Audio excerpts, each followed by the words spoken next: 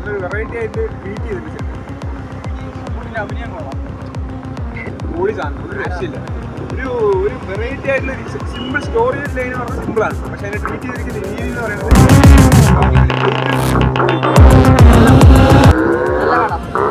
വ്യത്യസ്ത പടം, ഡിഫറെന്റ് സ്റ്റോറിയാണ്. എല്ലാവർക്കും അതൊരു അതിന്റെ മേക്കിങ്ങും അതിന്റെ ഒരു ഇതും എല്ലാം ഒരു രീതി അതല്ല, സ്റ്റോറി ലൈൻ സിമ്പിളാണ്, പക്ഷെ മേക്കിങ്ങും പിന്നെ പെർഫോമൻസ് വൈസ് അഭിനയം